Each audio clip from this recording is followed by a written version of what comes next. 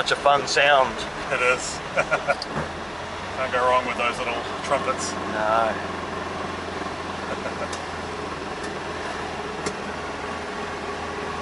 Hopping and banging. Yeah. These are pretty loud.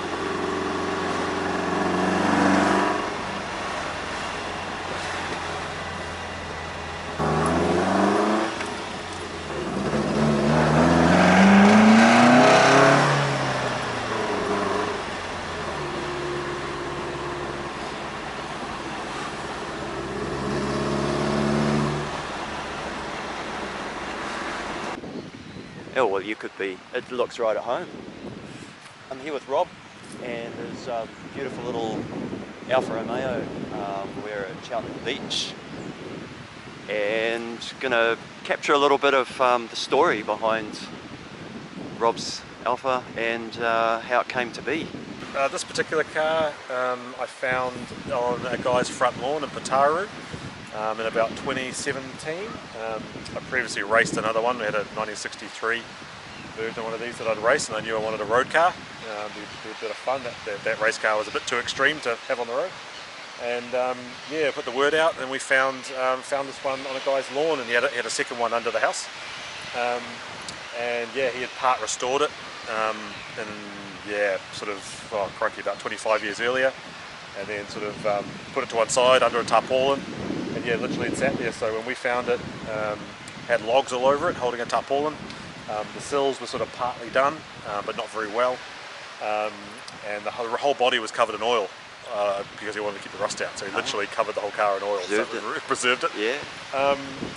But critically, the registration was on hold for 30 years, so that made life a little bit easier, and we had all the paperwork. So yeah, we bought the two cars off him, and basically the plan was to basically get two cars, and between the bits on them is make one really nice one. So yeah, we shipped it back up to my parents' place in Tuakau, and basically stripped it all down, had the whole car sandblasted inside and out, and yeah, basically started from scratch. So it's a 66 Giulia Super 1600 from factory. It's a South African built car, so they built them in Italy and South Africa. So this particular one was built in South Africa in 66 and then was imported to New Zealand in 72. So it's been on the road here since 72, apart from that blip in the middle where it was in Pataru. But when we found it, had the original engine still in it, but sort of in various pieces, I suppose. Yeah, so we basically set about starting the build. So it's basically, we ended up, between me, my dad, and a guy we met, an ex-retired panel beater in Tuakau, got to work, and basically, so that all the sills are new, the doors, the bonnet and the boot, I believe, are off the other shell, the other car that we saved, because they were in better condition than the ones that were on this car. So basically everything sort of from the hip line down is all new steel. There were a few dents in the roof because the logs that sat on it for about 30 years we had to iron out, so a lot of panel work, about 18 months worth of work between three of us, about 3 days a week, so a huge amount of work went into the car. Colour wise, I really wanted the baby blue. I thought that would be a really good colour for it. There is a factory baby blue that they come with, but it's a bit too light.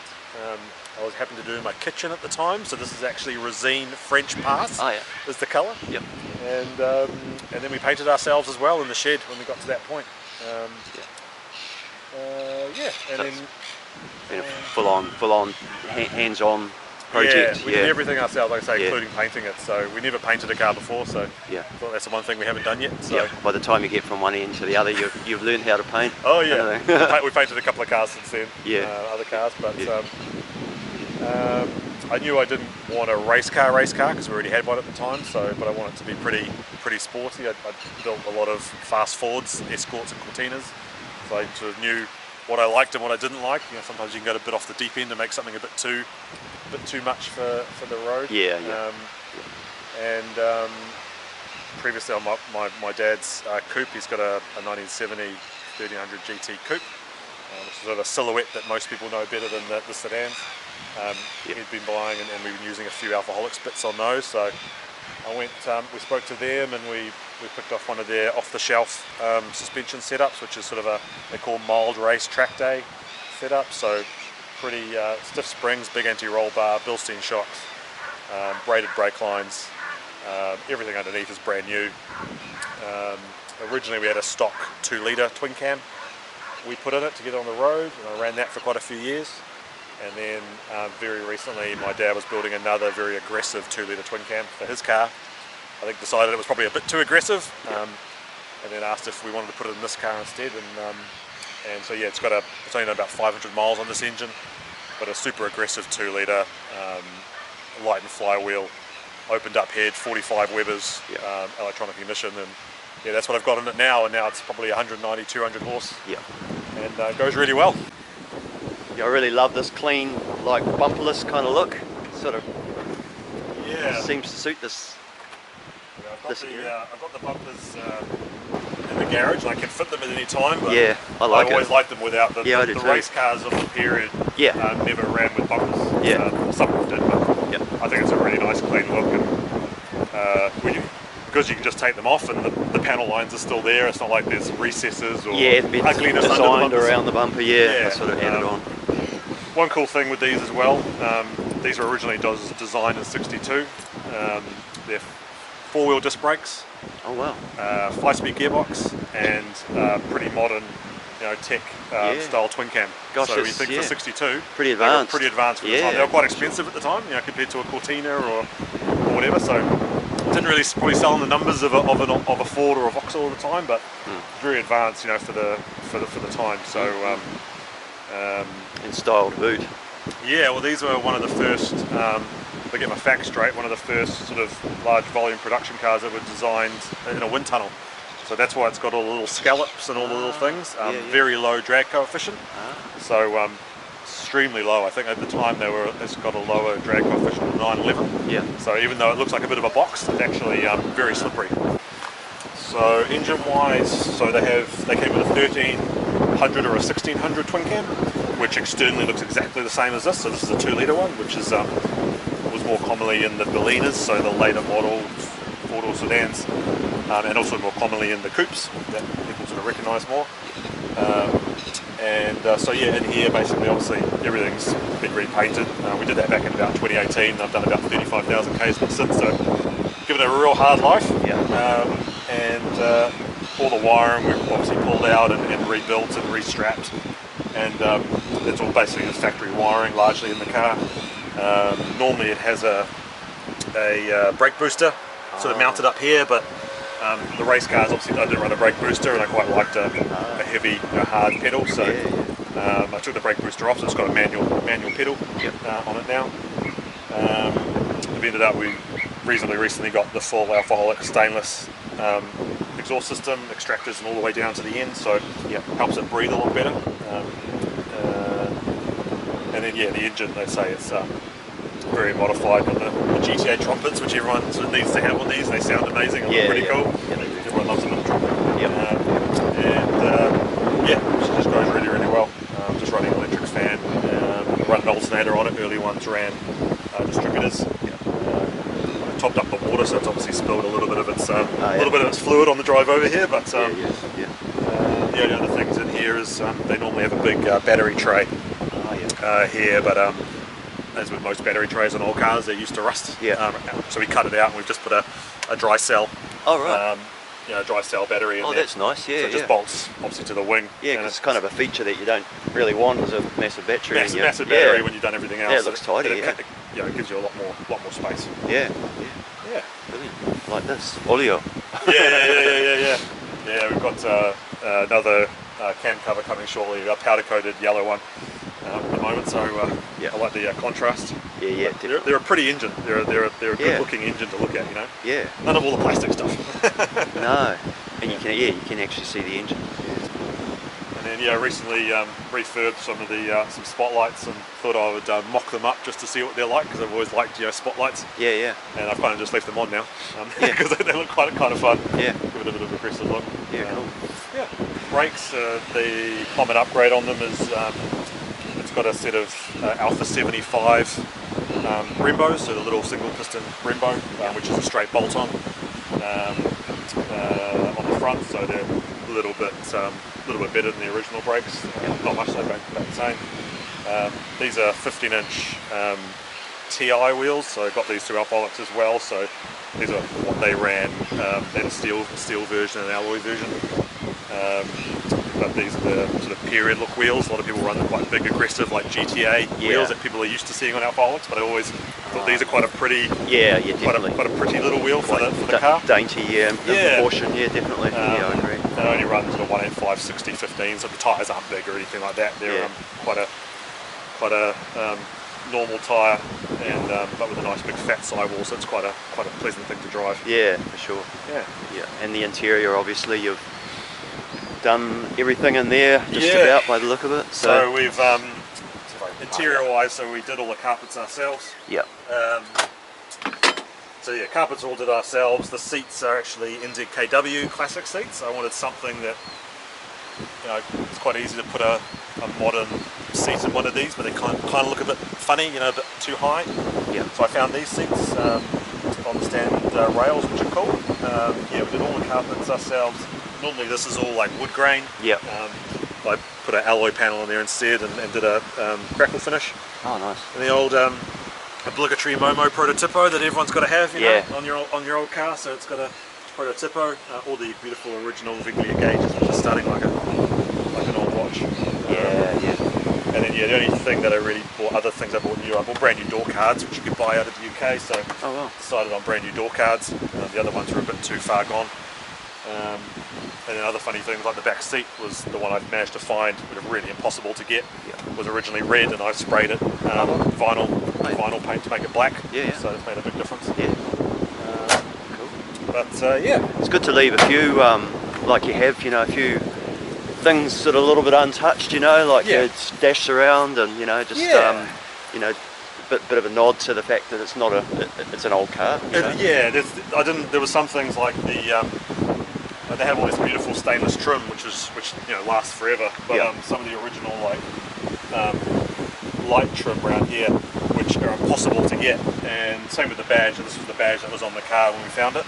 Pretty beaten up and scratched up, but I could easily put a brand new one on there. But I like the fact that it's from the car. As we found it back in the day. So. You've got to retain just enough of that, If something's really manky, get rid of. But it's got a bit of character, you keep it. But that's good. Down before it blows away. Sort of all the shaping in the boot. And it's got the cam tail, sort of the low pressure zone. So. Have you seen any video or anything of it in a wind tunnel, like to there's demonstrate? old photos. You can find here and there. Because that must have been early days of using wind tunnels. Because it hasn't been around as long as what you'd think. No. It is quite funny because if I take it for some big long drive down country for events, and on the open road, you get bugs that stick on the front, and then I've had dead bugs because they're all flying over the wind and then go bang. So it just shows how much that cam tail sucks things to the back of the car. It's quite funny. But not for the bugs. But. Enough for the bugs. We've only just fitted a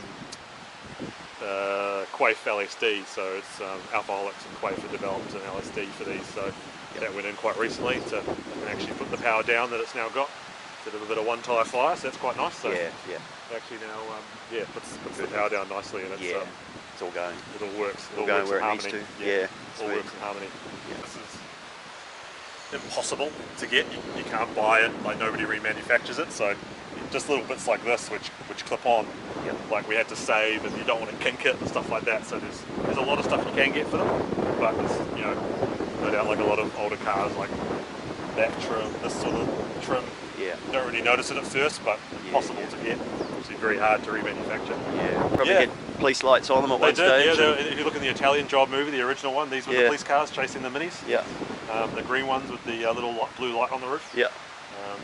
There's a few of these in the country now. A few guys use them. There's one down country which is all mocked up like a police car, which is pretty cool.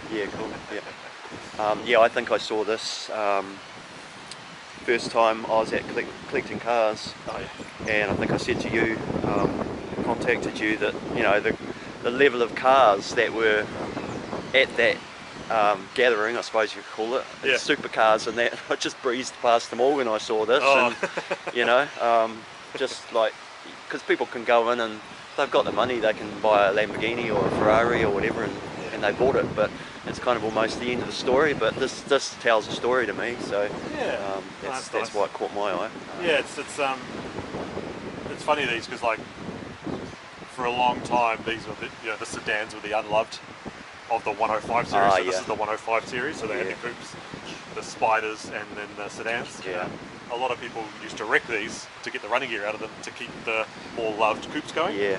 So these were dumped and wrecked and whatever, and people just didn't like them. Yeah. So funnily enough, it feels like there's fewer of these around now than the coupes. You know. Right. Yeah. So I turn up to places and I get like, oh, is that a Isuzu Belay, or is it a is that a Lada or whatever? You know. It's always a bit of a laugh, but it gets looks of people going, oh yeah, it's Africa. You know, my dad had one of those. You know, back in the day. So it's good fun. It's nice having something that's a bit different. You know, when you build it, you put all that work into it. You know, with your own hands. It's really satisfying. Definitely. To use it a lot. So. Was the build quality, because I know with a lot of Italian cars, the build quality was pretty shonky out of Italy, but was it better coming out of South Africa? I suppose don't really know. It's probably about the say, same. really. I guess the only good thing probably out of the South African cars was, I'm going to assume the ones that came here were probably better off in terms of the climate. Yes, I think that was half the problem initially, is like just the rust that happened before they were even salt assembled. On the roads, if they were just being used daily, you know, they just didn't survive. But it was quite interesting because we had, I think the other shell that we bought off the guy was an Italian built car, and this was a South African built car.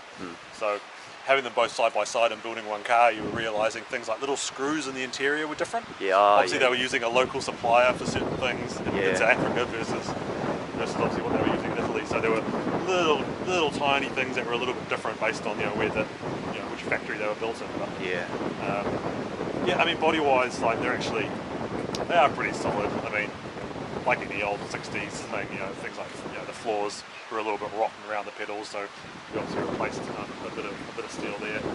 But largely it was this particular car, considering it's had outside for so long, was pretty good in the circumstances, you know. Went to town underneath, hand painting on all the underseal, because I was like, I'm never doing rust work on this car ever again. So loaded up with underseal and fish oil and everything. So no, don't want to do that ever again.